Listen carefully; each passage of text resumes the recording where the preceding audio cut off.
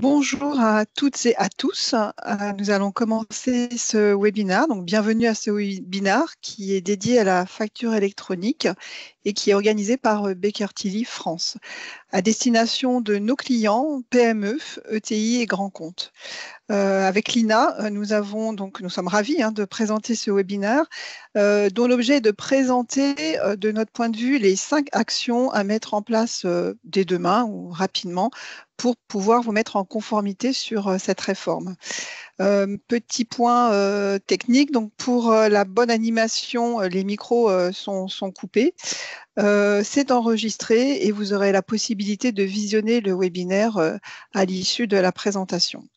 De même, vous avez un chat où vous pouvez vous poser vos questions et vos réponses auxquelles nous prendrons un petit quart d'heure pour répondre à la fin de notre présentation et pouvoir échanger avec vous. Voilà, donc je vous propose de commencer cette présentation. Donc on va commencer rapidement par la présentation de Baker Tilly.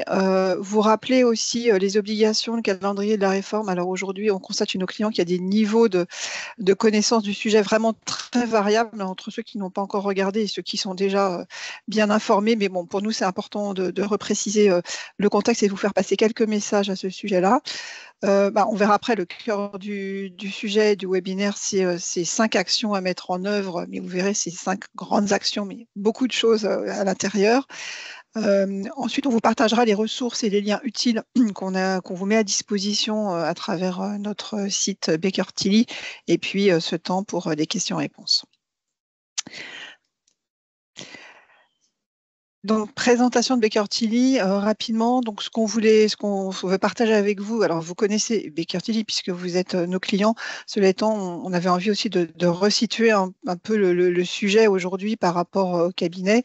Donc, comme vous d'ailleurs, on est dans un monde en mouvement avec des métiers qui évoluent fortement, les métiers de la compta et de la finance, et notamment cette évolution elle est poussée par des évolutions technologiques et des évolutions réglementaires, et la facturation électronique en est vraiment un exemple type où ça va révolutionner vos métiers comme nos métiers. Et donc, on a eu besoin l'année dernière de retravailler sur le rôle de notre entreprise par rapport à vous. Si tu peux passer. Et on a défini en fait la raison pour laquelle on se lève tous les jours avec Lina, c'est de faire de notre conseil en fait un levier de croissance durable. Donc c'est des grands mots, mais pour nous, voilà, c'est important, c'est de vous aider à grandir, d'être là au rendez-vous avec vous pour grandir. Petit focus sur Baker Tilly International, c'est un réseau mondial de cabinets qui sont indépendants. Donc le but, c'est d'accompagner nos clients qui ont des filiales à l'étranger pour faciliter leur implantation et leur développement. Et c'est un réseau aujourd'hui important, il est dans le top 10 mondial des cabinets d'audit, de conseil et d'expertise comptable.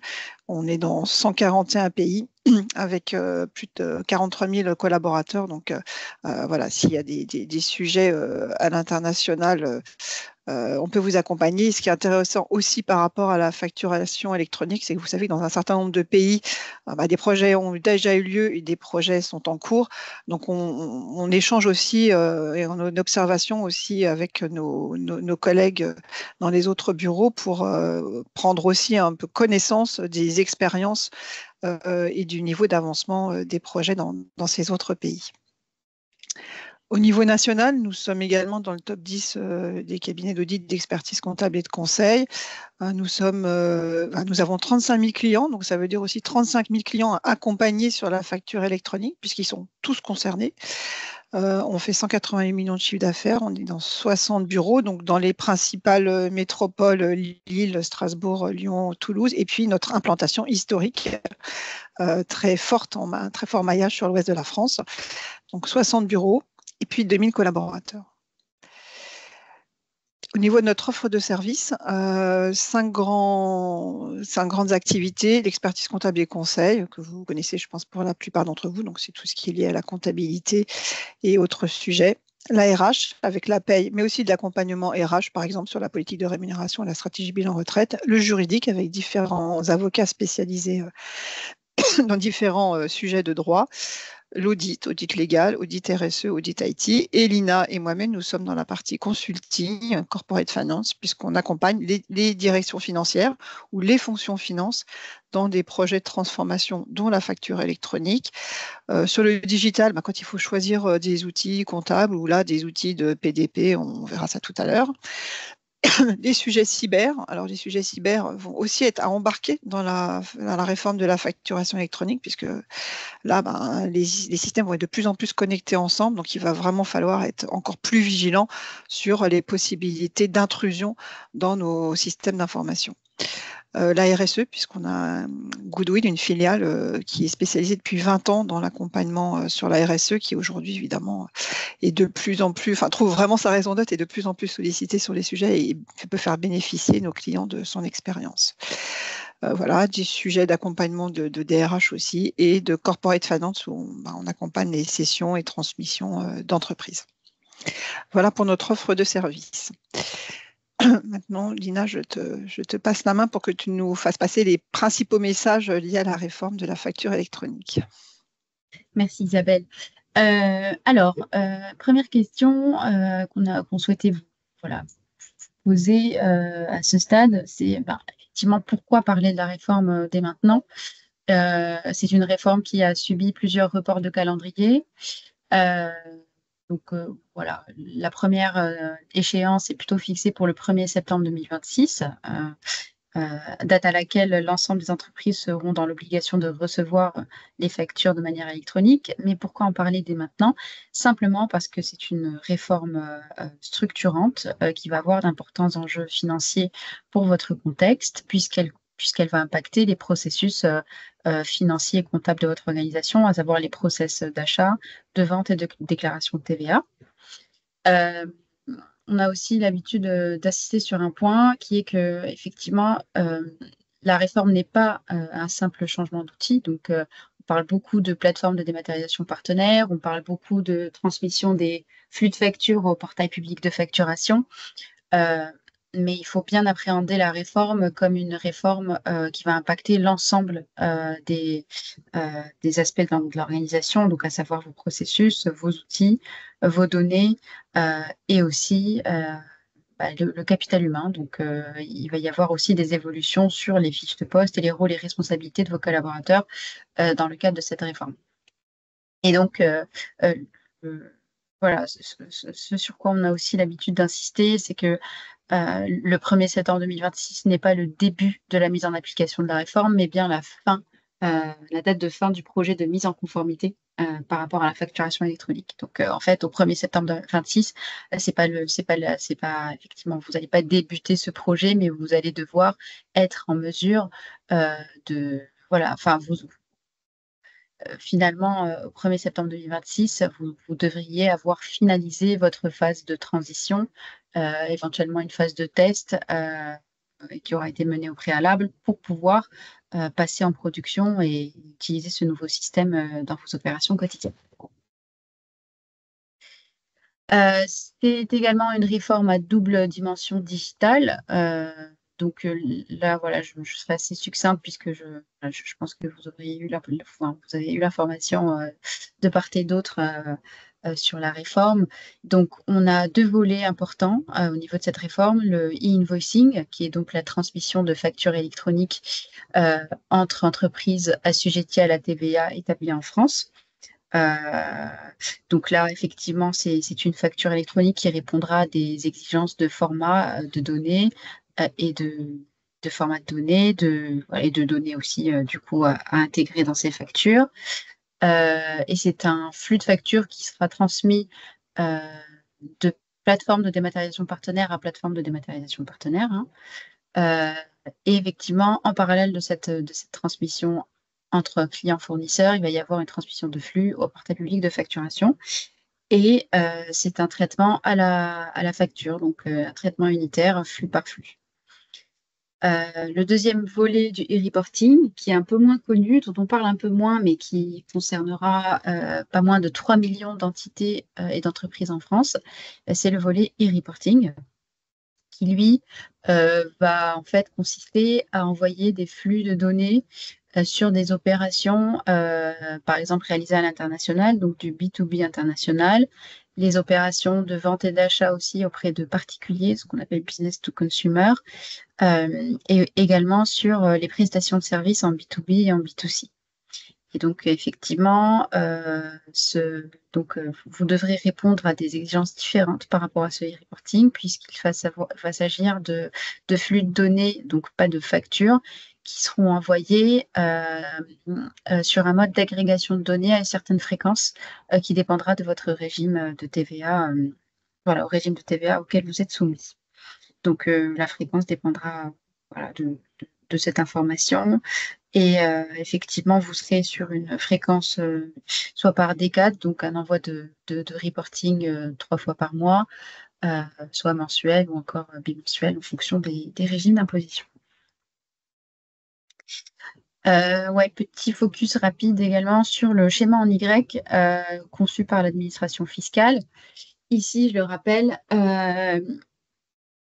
l'objectif en fait de ce schéma est du point de vue de l'administration fiscale, l'objectif de ce schéma en Y est de disposer quasi en temps réel de l'ensemble des flux de factures transmises entre entreprises établies en France et assujetties à la TVA. Donc là, ici, on a effectivement le fournisseur, l'acheteur qui voilà, échange des flux de factures avec des données de facture et un système de cycle de vie aussi qui se concrétise par des statuts, donc rejeter, refuser, encaisser, par exemple, qui permettront d'avoir une traçabilité assez fine du cycle de vie de la facture.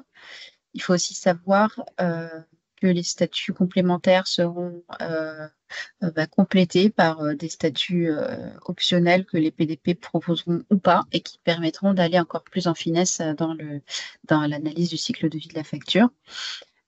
Qui permettra donc de tracer l'ensemble des opérations de manière digitalisée, automatique, et sachant que ces informations vont arriver, bien sûr, in fine, au portail public de facturation. Avec à terme l'objectif de déclarer, enfin de procéder à une déclaration de TVA automatique, mais je dis bien à terme, c'est pas prévu pour tout de suite, mais ça fait partie des objectifs de la réforme. C'est une réforme qui présente un certain nombre d'opportunités. Voilà, donc on a l'habitude de faire un focus plutôt sur la digitalisation du process achat ou vente, par exemple. L'idée, c'est aussi au-delà du caractère réglementaire et obligatoire de la réforme, peut-être d'en profiter pour lancer des travaux d'optimisation, de digitalisation dans son entreprise, de se poser la question, par exemple, sur le process des achats, se dire effectivement, voilà, est-ce qu'on est doté d'un outil de purchase to pay? Si ce n'est pas le cas, est-ce que ce ne serait pas le moment de lancer une étude de faisabilité par rapport à ce projet qui permettrait en fait d'assurer une transition en douceur vers la facturation électronique, puisqu'elle va pouvoir automatiser un certain nombre d'étapes clés du process.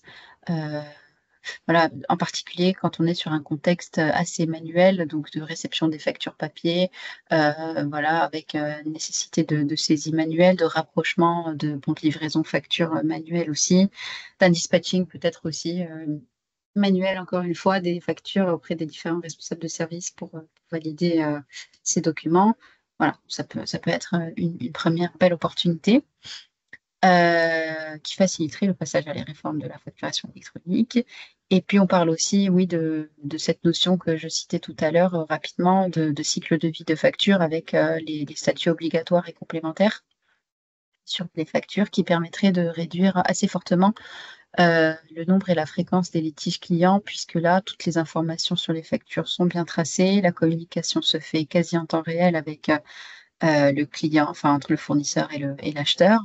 Avec du coup, in fine, une réduction des litiges et puis surtout de leur durée de résolution. Je te Oui. redonne la parole, Isabelle, sur Oui, le merci calendrier. Nina. Oui, alors le calendrier, Nina en a effectivement parlé en intro, hein, puisque c'est juste de savoir pourquoi on en parlait aujourd'hui, mais peut-être quelques éléments à avoir en tête. Donc 2024, actuellement, ben, c'est les développements informatiques sur le portail public de facturation. Et ce qu'on attend également qui est très structurant, c'est l'annuaire qui va permettre aux entreprises, enfin clients fournisseurs, Mm. de communiquer ensemble. Donc voilà, ça c'est 2024, c'est les développements informatiques et cet annuaire pour la fin de l'année. Et à partir de là, ben, en 2025, il va démarrer une phase pilote. Alors dans cette phase pilote, c'est des entreprises qui se sont portées candidates, c'est aussi des éditeurs qui se portent candidats pour pouvoir tester et tester en réel les échanges de factures via le circuit avec la PPF et les PDP. Ensuite, bah, tout le sujet, ça va être d'accompagner et de faire en sorte que nous tous, on ne soit pas en Big Bang le 1er septembre. Parce que non seulement ça doit être terminé le 1er septembre, mais Mm. l'objectif, c'est de pas être en bascule Big Bang ce jour-là, sinon ça ne va pas le faire. Donc, ce qui va se passer aussi dans les projets, c'est qu'il va y avoir des fournisseurs qui vont progressivement basculer sur le portail. Il va falloir aussi gérer cette bascule progressive, enfin, vous avec vos clients si vous le décidez et vos fournisseurs avec vous.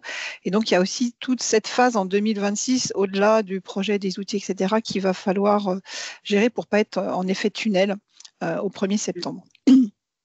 Et puis évidemment, en fonction de l'état d'entreprise, obligation de réception 1er septembre, et on aura encore un an pour les entreprises PME et TPE de mettre en place la partie facturation client. Aujourd'hui, on reste sur ces échéances. L'État nous confirme régulièrement qu'il reste sur ces échéances. Donc, il faut vraiment se mettre en tête que je pense ça va être se mettre en ordre de marche pour être dans ce timing-là. Après, ça se déroulera comme ça se déroulera, mais c'est important de bien s'aligner par rapport à ça, de notre point de vue. Donc maintenant, on vous propose par rapport à ce panorama et les messages essentiels qu'on voulait vous faire passer, de se dire quelles sont les 5 actions à mettre en œuvre dès à présent. Donc la première, je commence par la première, après je te laisserai la parole, Nina. Donc la première déjà pour nous qui est essentielle, c'est d'embarquer les collaborateurs dans le projet. Et c'est ce qu'on fait dans notre accompagnement, c'est la première étape. Il s'agit avec vous de définir quelles sont déjà bien comprendre les nouvelles obligations, parce que c'est quand même assez complexe entre les différents flux internationaux, etc. Enfin, c'est pas, voilà, il faut un peu s'y mettre. À partir de ça aussi, c'est de bien être au clair sur les échéances auxquelles on doit être prêt. Et quand on dit échéances, il y a les échéances réglementaires, mais vous avez aussi votre entreprise, sa vie, ses projets. Il y a peut-être des investissements qui peuvent être faits, pas faits, ou d'autres investissements. Donc, il va falloir aussi se poser la question de savoir à quelle échéance vous devez avoir avancé. Qu'est-ce que vous envisagez d'avoir fait? Ce que vous expliquez aussi sur l'effet tunnel. Il y a encore beaucoup de clients qui ne sont pas au clair sur le fait que le format PDF, il n'est pas conforme. Donc déjà, quel est le format? J'en ai encore une cliente il n'y a pas très longtemps qui me dit, mais ça fait 10 ans que je fais de la facture électronique. Donc déjà, bien se poser la question et bien avoir la bonne réponse sur les formats de demain et ce que ça implique. De voir aussi comment on va recevoir les factures fournisseurs. C'est-à-dire qu'on va complètement changer la façon de faire, ce que dit Lina. Les factures, ça va arriver en automatique par la PPF, et puis on va toujours peut-être avoir nos bons de livraison, nos bons de réception, nos contrats, etc. Donc, il y a vraiment, vraiment à se reposer à la question de comment on va les recevoir demain, ce que ça va impliquer. À quoi sert l'annuaire national? Parce qu'au-delà de mettre en vis-à-vis clients et fournisseurs, ça veut dire aussi chez vous bien gérer aussi l'adressage, savoir chez vous comment vous allez aussi gérer qui vous allez mettre dans cet annuaire ou qui, ou comment vous allez capter ces factures pour que ce soit fluide. Aujourd'hui, on voit, nous, chez nos clients, tellement de factures qui partent dans des boîtes mail partout, qui sont sur des portails dans tous les sens. Enfin, tout ça, il va falloir le retravailler par rapport à l'annuaire national. Donc, à quoi il sert et du coup, comment voilà, qu'est-ce que ça va impliquer chez moi? Autre question, c'est comment on va gérer la transition vers la nouvelle organisation, ce que j'expliquais avec tous mes clients, avec tous mes fournisseurs. À quoi sert la réforme? Alors, ça paraît bête, mais aussi, c'est à quoi ça sert ou à quoi ça doit me servir moi? Est-ce que c'est simplement une mise à conformité à minima à moindre coût? ou est-ce que je veux profiter de cette réforme pour en faire un peu plus, pour peut-être retirer certains cailloux dans les chaussures, pour remettre à plat certaines choses, etc. Donc, cette question-là, elle est fondamentale à se poser au départ. Devons-nous changer d'outil de production? Alors bon, là, on va peut-être un peu loin dans la question, mais on sait que ça va toucher la compta. On sait que ça va toucher la partie facturation-vente, peut-être les achats, mais finalement, dans mes outils de production, est-ce qu'il n'y a pas aussi des données, des choses qui vont être concernées? Donc, on est quand même sur un sujet assez transverse à l'entreprise. Comment fiabiliser nos bases de données? Oui, parce qu'aujourd'hui, on sait que même les factures aujourd'hui clients, elles sont déjà faites sur Word, sur Excel. Enfin, c'est un peu c'est le freestyle souvent. Donc ça, c'est le premier cas, mais extrême, mais courant. Mais au-delà de ça, nos bases de données, est-ce que j'identifie bien toutes mes entreprises? Est-ce que je n'ai pas des doublons? Est-ce que je n'ai pas des trous dans la qualification des adresses fournisseurs, de qui je dois payer? Enfin, voilà. Donc, il y a un certain nombre de choses à faire. Et comment fiabiliser ces bases? Comment je vais travailler pour mettre à jour mes données, dédoublonner, etc. Et puis, la dernière, mais qui en fait va découler de toutes ces questions-là, c'est finalement quelle est la stratégie du groupe par rapport à la réforme. Quand est-ce que je veux m'y mettre, pourquoi faire, etc. Et quel investissement je veux porter. Donc, c'est un sujet qui touche évidemment la direction comptable, ou les fonctions comptables et financières, qui touche les achats, qui touche les ventes, mais qui doit aussi interroger quand même la direction générale à un moment donné pour bien donner le cap, vous donner le cap sur ce que vous voulez faire de cette réforme, au-delà de la mise en conformité qui évidemment est le socle de base et minimum non négociable. Voilà, Lina, je te passe la parole pour les actions suivantes. Merci Isabelle.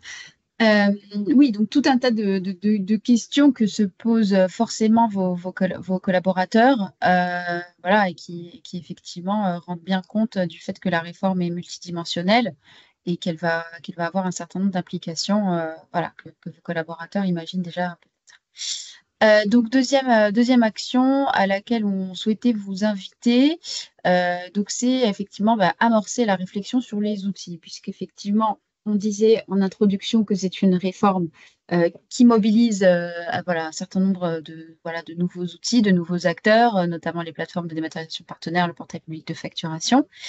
Donc c'est pas uniquement effectivement un changement d'outil, mais bon, il faudra quand même adresser cet aspect-là, qui est l'aspect IT. Et donc par rapport à cette action, ce qu'on souhaitait vous inviter à faire, c'est de faire un point déjà sur l'existant. Finalement, se dire, OK, comment est construit mon système d'information actuel au niveau du groupe, des entités, éventuellement des filiales. Quel est mon outil de gestion des achats et de vente? Est-ce que je dispose en fait de cet outil? Si oui, est-ce qu'effectivement il rend en pleine satisfaction? Est-ce qu'on arrive à exploiter de manière efficace l'ensemble de ses fonctionnalités? Est-ce qu'il répond à l'ensemble de mes besoins métiers? Si effectivement vous n'avez pas aujourd'hui de gestion des achats digitalisés, est-ce que ce ne serait pas l'opportunité d'y penser? Parce que ça prépare quand même de manière assez efficace et accélérée le passage à la réforme électronique. Et voilà, l'idée, c'est effectivement de faire un état des lieux de vos outils actuels par rapport au niveau de satisfaction apporté. Peut-être aussi aller un peu plus dans le détail au niveau des difficultés rencontrées par vos opérationnels au quotidien. Donc, est-ce qu'effectivement, ce ne serait pas le moment de faire effectivement une analyse de ce qui se passe sur le terrain pour identifier des irritants qui, en fait, pourraient devenir encore plus problématiques lors du passage à la réforme. Ça, c'est un point important. Peut-être au niveau de vos données, vous posez la question de leur fiabilité aujourd'hui. Est-ce que vous avez un référentiel maître de données qui permet un déversement ou en tout cas une synchronisation automatique avec d'autres bases de données? Ou est-ce que vous travaillez plutôt en silo avec des bases de données indépendantes qui ne sont pas forcément synchronisées entre elles? Ce qui poserait du coup un sujet par rapport à l'unicité et la traçabilité des données clients-fournisseurs. Toujours sur ce sujet, sur ce volet IT, pardon, l'idée c'était aussi de vous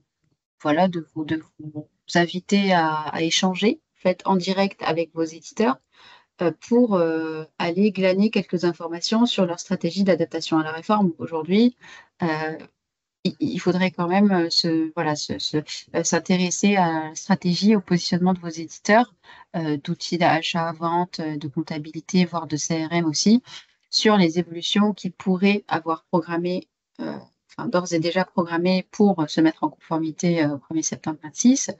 Est-ce qu'ils ont bien prévu ces évolutions? Euh, Est-ce qu'en fait, ils considèrent que eux ne sont pas concernés par la réforme et du coup n'ont pas prévu d'évolution dans leur roadmap produit? Euh, Ce qui du coup vous donnerait déjà une indication sur la stratégie à mener, à savoir envisager peut-être un autre outil, faire une demande spécifique d'évolution qui n'est pas prévue de manière globale par votre éditeur. Lui demander aussi ce qui est attendu de votre côté. En fait, est-ce que l'idée, est-ce que dans la stratégie, vous allez bénéficier d'une évolution automatique qui serait embarquée dans une prochaine mise à jour? Ou est-ce qu'en fait, il faudrait rédiger un cahier des charges, pousser les évolutions, peut-être même s'organiser en mode projet pour participer à une phase de test? Enfin, voilà, c'est des questions à poser pour avoir un minimum de visibilité sur la suite. Et puis enfin, tu l'expliquais, tu commençais déjà à l'expliquer, Isabelle, point 1, mais effectivement, l'idée, c'est aussi de prendre un peu de hauteur et de recul sur la stratégie du groupe au niveau des outils. Est-ce que entre la gestion des achats, des ventes, le CRM, la comptabilité et autres, est-ce qu'aujourd'hui, il n'y aurait pas un sujet d'alignement de roadmap avant d'aller choisir et de se plonger dans la rédaction du cahier des charges de choix de plateforme de dématérialisation partenaire ou d'outils qui pourra générer le e-reporting de transactions de paiement. Voilà, l'idée, c'est de prendre aussi un peu de hauteur, d'aller peut-être questionner les décisionnaires sur cette stratégie, sur la priorisation aussi des choix, sur la timeline que vous donnez pour, euh, pour séquencer ces choix d'outils. Voilà, l'idée, c'est pas de choisir des outils de manière isolée sans avoir cette vue globale, mais bien de penser, de prendre de la hauteur, de questionner les dirigeants et aussi, du coup, pour alimenter la prise de décision, vous outiller et vous mettre au clair au niveau opérationnel sur les impacts qu'il va y avoir par rapport à ce sujet. À toi, Isabelle, sur la documentation des C'est moi, je processus. crois que c'était toi, mais on n'est pas synchronisé. C'est moi? C'est vrai? Oui, c'est toi. Ah bon, d'accord, ok.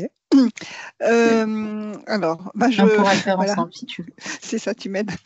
Troisième point, c'est effectivement faire le point sur la documentation de vos processus métiers parce que effectivement, la partie outils est importante, mais l'outil sans les process, évidemment, ne fonctionne pas. Donc, ce qui est important, c'est de bien centraliser aujourd'hui les informations et documenter vos processus achats, achat et vente. Et déclaration de TVA, ce qu'on constate souvent, c'est que finalement, ces process, ils sont dans la tête d'une personne sur une partie du process ou de quelques personnes. Et on se rend compte quand on travaille là-dessus, quand on fait des évolutions, quand on change, quand on digitalise, que finalement, il y a des étapes ou des tâches que font certaines personnes qui sont essentielles, mais qu'on ne maîtrise pas, qui ne sont pas documentées non plus, pas écrites. Donc, c'est important aussi là, de refaire un point sur les processus achat-vente et déclaration de TVA et en profiter aussi pour identifier ou mettre en avant les points de difficulté, les points de contrôle, les données qui sont peut-être pas à niveau pour être efficaces dans le traitement des tâches. Ça va être aussi important de parler validation de facture. Là encore, hein, chez les clients, les validations de facture, c'est souvent un sujet en termes des fois simplement d'outils d'accès à l'information, mais aussi un sujet parce que il faut les valider par rapport à des commandes, donc qui a la connaissance, qui porte la responsabilité, comment on fait le contrôle. Donc ça va être important parce que demain, va falloir fluidifier ce circuit de validation. Il va falloir bien définir qui fait quoi pour éventuellement digitaliser, mais plutôt le digitaliser. Donc, on parle effectivement de dispatching ou de circuits selon les natures d'achat, selon des seuils, qui fait le bon à payer. Alors, j'enfonce peut-être des portes ouvertes, mais quand même, quelque part, nous qui sommes et en audit et en conseil et en expertise comptable, voilà, c'est souvent un sujet qui n'est pas toujours, enfin, qui est toujours à améliorer, on va dire. Et donc là, c'est l'occasion. Et puis, dernier sujet sur les process, vous avez peut-être entendu parler qu'il y a des cas d'usage au niveau de la facturation électronique. Vous allez avoir des certains types, par exemple des achats qui sont en multi-livraison, multi-commande. Vous allez avoir des factures qu'il faut payer, faire payer par le client, mais qu'il faut peut-être faire payer par un tiers, des factures en auto-facturation, etc., etc. Il y a 36 cas d'usage plus des sous-cas d'usage. Et mais il va falloir un peu les décortiquer pour savoir si vous êtes concerné et si vous avez les données aujourd'hui ou comment vous traitez ces cas-là dans les process.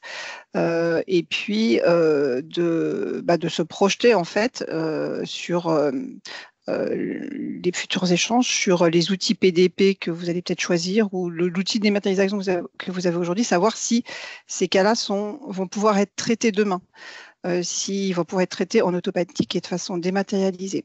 On cite notamment, par exemple, l'exemple des futurs PDP où les éditeurs sont plutôt en général rassurants en vous disant qu'ils vont tout vous faire.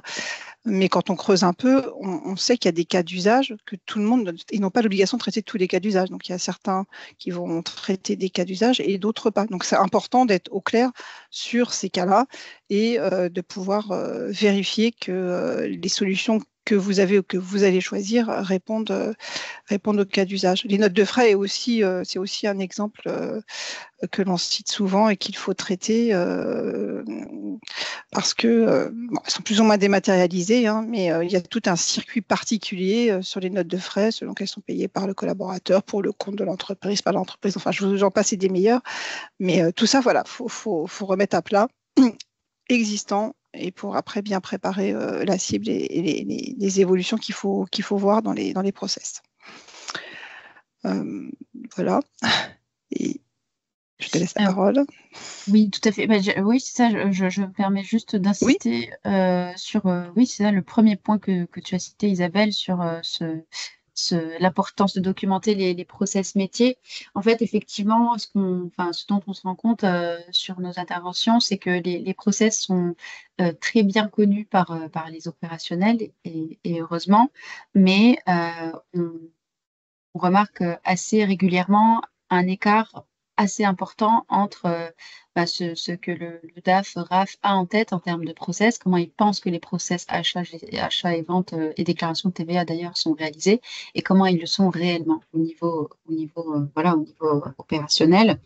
On constate aussi un certain nombre d'écarts entre entités en pensant que effectivement, enfin, en tout cas au niveau DAF, RAF, on nous dit souvent que les process sont assez homogènes, qu'en fait, faire le diagnostic sur une entité reviendrait à faire le diagnostic sur l'ensemble des entités puisque les process sont quand même assez fortement similaires. Mais dans les faits, ça se passe assez différemment. Et pour ça, il faut effectivement penser à documenter ces process métiers parce que nous, derrière, ça facilite notre intervention. On va beaucoup plus vite et les choses sont tracées, bien documentées, ce qui nous permet d'aller aux étapes importantes un peu plus rapidement. Ok. Ensuite, quatrième action, donc analyser votre écosystème client-fournisseur. Par rapport à ce point, ce qu'on voulait proposer, c'est tout d'abord prendre connaissance des outils, donc des opérateurs de démat, des plateformes de dématérialisation partenaires disponibles sur le marché. Aujourd'hui, il y en a un certain nombre, une petite cinquantaine aujourd'hui, qui sont candidates à l'immatriculation. Donc, bien que ce soit un aspect sur lequel nous, on vous accompagnera lors des missions, notamment d'accompagnement à la facturation électronique. On vous invite tout de même à jeter un œil à ce qui existe aujourd'hui, essayer de comprendre les différents segments clients, les secteurs d'activité sur lesquels se spécialisent certains éditeurs, les fonctionnalités qu'ils proposent, l'étendue des fonctionnalités qu'ils proposent plutôt, puisque par exemple, toutes les PDP ne couvriront pas l'ensemble des cas d'usage.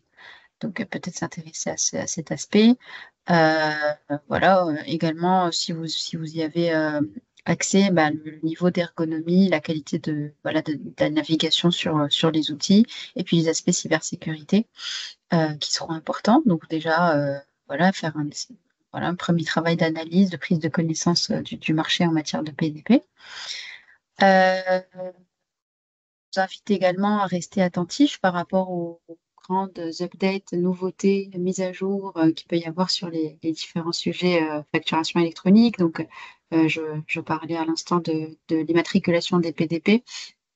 Effectivement, là, à la fin d'ailleurs, début juillet, on devrait avoir les premières immatriculations provisoires des plateformes de dématérialisation partenaires qui, je le rappelle, ont l'obligation de répondre à un certain nombre de critères pour être identifié comme un outil à part entière de la réforme. Donc, immatriculation des PDP. Vous pourriez aussi essayer d'aller chercher quelques informations sur le niveau d'avancement du développement du portail public de facturation, qui prend un peu de retard, mais qui est quand même attendu pour la fin de l'année. Il va y avoir aussi la phase pilote qui démarrera en principe janvier 2025. Et aussi peut-être aller se renseigner sur les différentes recommandations très opérationnelles, très concrètes que fournit la DGFiP et la Fédération nationale de la facturation électronique pour se préparer au mieux à la réforme. Donc, attentif à cet aspect de l'écosystème. Ce qui serait intéressant aussi à faire, c'est de comprendre aussi, de questionner la stratégie, encore une fois, de vos clients majeurs par rapport à la réforme. De dire effectivement, si vous aujourd'hui, vous identifiez une centaine de clients majeurs qui sont des ETI ou des grands comptes, ou plutôt PME, TPE, les questionner sur les dates des différentes obligations de réception d'émission des factures à laquelle ils seront, eux, soumis. Si effectivement, ils ont déjà identifié quelques PDP pour la réception de vos factures, puisqu'effectivement, il y a des sujets aussi un peu plus techniques d'interopérabilité. En principe, toutes les PDP devraient fonctionner entre elles, donc toutes les combinaisons devraient être fonctionnelles et optimales, mais on sait déjà d'avance, nous, de quelques échanges qu'on a eus avec des interlocuteurs techniques, que certaines PDP fonctionneront mieux avec d'autres, donc peut-être aller chercher les infos là, à ce niveau-là. Voilà, donc questionnez vos clients, comme vos fournisseurs d'ailleurs, sur leur calendrier de déploiement et sur leur choix d'outils pour vous synchroniser au mieux. Et je te rends la parole, Isabelle. Oui, dernier point, en fait, vous voyez la diversité des sujets. Hein. Donc, ce qui va être important, c'est de s'organiser en mode projet dans une organisation où vous allez constituer une équipe d'experts. Alors, on dit experts multidisciplinaires, mais opérationnels aussi, hein, qui doivent vous accompagner sur les aspects du projet. Donc, des experts qui connaissent la facturation électronique, qui peuvent être chez vous ou en externe. Hein. Vous allez aussi solliciter vos éditeurs et vos intégrateurs sur les solutions IT. Vous allez peut-être avoir besoin de consultants ou chez vous, vous avez peut-être des gens qui gèrent des projets. Donc, tout ça, il va falloir constituer l'équipe. Et puis, il va falloir aussi intégrer les opérationnels donc, qui sont concernés. C'est les achats, évidemment, la finance, la compta, la finance, la trésorerie qui peut être impactée, les ventes, l'informatique, évidemment. Et j'en oublie peut-être d'autres. Mais voilà, donc vous avez une équipe à constituer. Alors, qui dit équipe dit un chef d'orchestre. Donc après, d'abord, c'est important d'identifier un chef de projet ou un référent facture électronique qui va donner de la motricité en interne sur l'ensemble des sujets qui sont à traiter, qui sera l'interlocuteur et interne et externe. Donc ça, réfléchir à nommer ou désigner un volontaire. Troisième point, comme tout projet, il faut travailler sur la feuille de route, la roadmap, donc avec une date de démarrage de projet, un rétro-planning, les étapes clés. Les étapes clés de mise en conformité qui sont classiques. Il faut commencer par un état des lieux sur les données, sur les process, sur les outils, on l'a dit. Choisir un outil ou valider déjà l'outil que vous avez peut-être. Après, paramétrer, parce qu'il y aura forcément, même si vous avez peut-être l'outil, il va y avoir des paramétrages et des travaux sur les données à faire. Préparer la bascule, on l'a dit tout à l'heure, éviter l'effet tunnel. Donc vraiment des étapes classiques de projet. Alors, bien sûr, si vous avez besoin, nous on travaille depuis déjà plusieurs années, mais vraiment de façon beaucoup plus intense depuis un peu plus d'un an pour accompagner nos clients. Alors au départ, on les a accompagnés surtout sur des diagnostics. Maintenant, évidemment, il y a des sujets de mise en place. Et je propose que Lina, tu nous détailles très succinctement notre façon possible de vous accompagner. Oui, très succinctement. Ce qu'on a l'habitude de faire, c'est effectivement proposer des missions de diagnostic facturation électronique qui s'organisent en 3 étapes. Donc là, ça correspond à la première flèche. Donc, une première étape sur une demi-journée où on fait ce qu'on appelle une immersion dans votre contexte. Là, l'idée, en bref, c'est d'accompagner, de sensibiliser vos équipes aux enjeux, aux impacts, aux nouvelles applications issues de la réforme de la facturation électronique. Donc, effectivement, sur une demi-journée et en général en présence d'équipes assez diverses. Donc, bien sûr, les achats, les ventes, les ventes, les ressources humaines, l'IT. Et c'est un peu tout. Donc là, l'idée, c'est de prendre une demi-journée pour dire, OK, on va faire une mise à niveau par rapport à la réforme. On va faire en sorte que tout le monde ait les grands principes en tête. On commence aussi à identifier les impacts sur l'organisation, puisqu'on fait un petit exercice de brainstorming pré-sensibilisation et post-sensibilisation. Et on voit bien qu'effectivement, après cette première demi-journée, les impacts identifiés sur les données, sur les process, sur l'évolution des rôles et sur les outils sont quand même beaucoup plus concrets qu'au départ. Donc, on commence par un recueil de ressentis, mais on finit sur des impacts beaucoup plus concrets qui sont identifiés par l'équipe et qui se sent totalement partie prenante du projet. En général, une semaine après, on prévoit cette étape numéro 2 qui consiste un comité plus restreint, donc souvent avec les comptables de l'entité ou des différentes entités. Là, l'idée, c'est de faire un état des lieux de votre organisation. Et ce qu'on fait, c'est qu'on va quand même en profondeur, en détail dans le pas à pas, étape par étape des process achat, vente et déclaration de TVA. L'idée pour nous ici, c'est de recueillir un maximum d'informations sur vos façons de faire, en fait, votre process actuel, pour ensuite construire la cible. Et donc, cible qu'on construit sur la base d'une feuille de route qu'on vous présente à l'étape 3. Donc étape 3, troisième demi-journée, où l'idée ici, c'est de vous présenter finalement votre to-do list, quoi. C'est vraiment ça, c'est de dire, OK, sur les axes, process, données, système d'information, capital humain, sur vos différentes activités métiers, donc achat, vente, déclaration de TVA. On va faire un croisement entre nos axes d'analyse et vos activités métiers pour vous dire très concrètement et très finement ce que vous avez besoin de faire, avec aussi un niveau de priorité, donc ce qui sera incontournable par rapport à la réforme. Donc effectivement, rédiger le cahier des charges de choix de PTP, bien interfacer vos outils actuels avec les outils qui devront intégrer votre écosystème, mener une phase de test, bien penser la stratégie de bascule. Donc ça, typiquement, c'est des aspects obligatoires. C'est des actions obligatoires. Ensuite, un niveau 2 qui serait plutôt des actions que nous, on recommande par rapport à la réforme. Donc, peut-être poursuivre une piste d'audit fiable que vous auriez déjà entamée, cartographier vos processus pour gagner en visibilité et en efficacité sur ceux-ci. On pense aussi à des études de faisabilité pour mettre en place des outils de digitalisation des achats.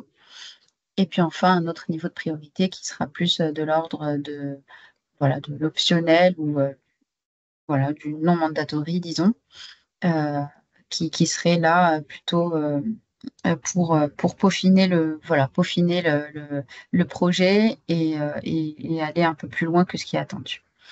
Donc voilà, 3 demi-journées qu'on propose pour cette mission de diagnostic FE qui vous permet à la clé de disposer de la feuille de route à déployer pour vous mettre en conformité. Et donc là, c'est bien sûr toujours très en rapport avec votre contexte à vous, donc d'où l'intérêt de faire un état des lieux pour savoir quel est finalement notre point de départ.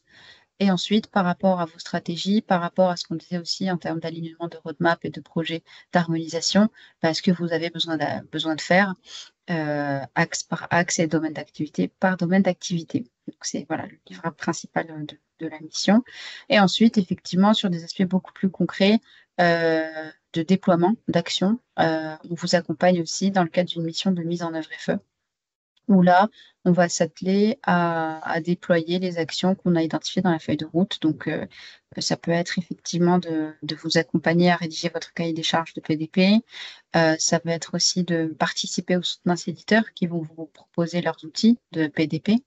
Ça va être de bien identifier les cas d'usage et de vous projeter sur leur modalité de gestion à partir du 1er septembre 2026. Ça va être aussi peut-être de vous proposer du pilotage de paramétrage qui seront sûrement faits par l'éditeur, voire l'intégrateur de solutions, mais qui, en fait, forcément, auront besoin d'être suivis au plus près pour pouvoir réagir en cas de blocage, ce qui n'est pas forcément... disons que c'est du pilotage de projet, voire de maîtrise d'ouvrage qu'on vous propose aussi de réaliser pour vous faciliter aussi cette bascule, sachant que vous êtes souvent déjà bien pris sur vos activités, j'ai envie de dire, classiques, hors projet. Mais voilà, on aura l'occasion d'en parler si vous êtes intéressé par cet accompagnement. Pour finir, oui, alors on vous a indiqué ici quelques ressources et liens utiles autour de la facturation électronique. Effectivement, ça vous permettrait de prendre connaissance de nous, notre positionnement par rapport au sujet, les étapes de l'accompagnement qu'on propose. Et aussi quelques informations métiers, domaines, par rapport à la réforme, de manière globale. Donc, informations qu'on va puiser auprès de sources officielles, bien sûr, qui sont donc fiables et à jour et actualisées. Donc, une page de facturation électronique sur notre site. Un quiz aussi qui vous permettrait d'auto-évaluer votre niveau de connaissance de la réforme. C'est toujours intéressant de savoir où est-ce qu'on en est par rapport à ce sujet. Est-ce qu'on découvre? Est-ce qu'en fait, on maîtrise très bien? Est-ce qu'en fait, on est même expert du sujet? Et puis ensuite, quelques articles métiers, comme je le disais, sur le e-reporting. Qu'est-ce que c'est? Quelles données avons-nous besoin d'intégrer dans ces nouveaux flux? À partir de quels outils devront-ils être générés? À quelle fréquence? Et puis aussi un podcast d'un expert qui s'est penché sur le sujet.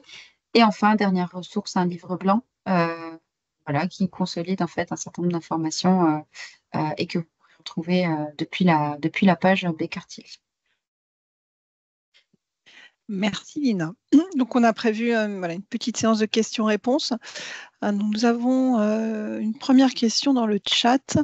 Pour les sociétés appartenant à un groupe, est-ce que les seuils de déploiement sont à considérer au niveau du groupe, au niveau de chacune des entités?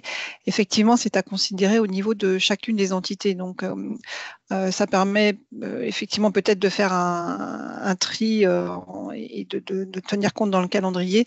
Ensuite, certes, on peut décaler des choses, mais il ne faut pas oublier qu'on est sur des process et des outils qui, des fois, sont communs, quelles que soient les entités. Donc, il y a une analyse à faire en termes du meilleur chemin à trouver en fonction de ces dates-là. Mais clairement, nous, on a par exemple un client, il a vraiment une problématique achat et très peu de ventes par rapport à son activité. On va bien évidemment prioriser le sujet achat et faire les ventes des petites entités sans doute dans un deuxième temps, parce qu'aujourd'hui tout est fait sous Excel et Word, et évacuer ce sujet-là sur 2027. Donc oui, il y a il faut bien faire par entité. Il faut bien voir quelle est la meilleure stratégie par rapport à ça. Il y a une deuxième question également. Est-ce que certains pays ont déjà basculé à la facturation électronique dont on pourrait s'inspirer, notamment si nous avons des filiales dans les pays en question? Alors, effectivement, un certain nombre de pays ont basculé depuis longtemps pour certains. Plus récemment, on a eu l'Italie, l'Espagne, le Portugal. On a actuellement, en même temps que nous, l'Allemagne, par exemple. Alors, est-ce qu'on peut s'en inspirer? Je dirais, l'ampleur de la réforme n'est pas, ou le contenu de la réforme n'est pas nécessairement le même. Nous, on a vraiment une réforme ambitieuse puisqu'on parle de facture électronique et de e-invoicing. Donc, on a vraiment le scope total avec une plateforme publique qui centralise le total et puis des PDP partout. Enfin, une cinquantaine de PDP. Donc, on est dans un contexte bien français, on va dire. Mais je pense que c'est intéressant, effectivement, d'interroger ses collègues pour savoir comment ils s'y sont pris, indépendamment de ces aspects techniques propres à chaque pays. Et qu'est-ce qui a fait que ça a marché? Quelles difficultés ils ont eues? Combien de temps ça a duré? On sait qu'en Italie, par exemple, la mise en place de la réforme a engendré un gros changement d'outils comptables. Je crois qu'à peu près la moitié du parc des outils, enfin des entreprises ont dû changer leur outil comptable pour avoir des outils qui soient conformes à la facture électronique. Que ça a été vraiment compliqué pendant, je pense, à peu près 2 ans. Enfin, il y a eu beaucoup de rejets de factures pendant un certain temps. Donc ça, c'est l'exemple de l'Italie. Donc ça peut être intéressant de voir effectivement comment ils s'y sont pris et comment ils s'y prendraient autrement s'ils devaient le refaire. Donc je pense que oui, mais peut-être plus en termes d'anticipation, de méthodologie que vraiment technique, puisque chaque pays est différent.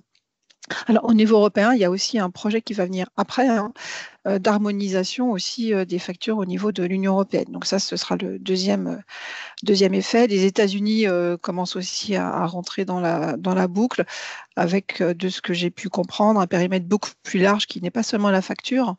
Et c'est là que c'est intéressant, qui est aussi la normalisation des échanges des bons de commande, bons de livraison, enfin toute la chaîne achat qui serait normalisée. Donc voilà, donc tout ça c'est à observer effectivement pour avoir un peu des idées de où on peut aller et où on ira demain.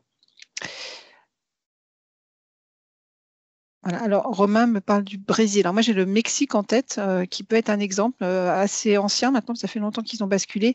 Le Brésil, je ne sais pas répondre en particulier sur le Brésil. À voir et peut-être à interroger vos collègues. En tout cas, je note si c'est une suggestion. Je vais regarder de mon côté Brésil si effectivement il y a enseignement à en tirer. Est-ce que vous avez d'autres questions?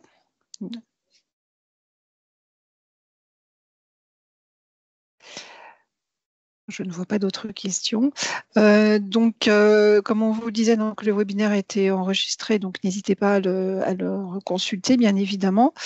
Et puis avec Nina, on reste à votre disposition pour pouvoir répondre à vos demandes.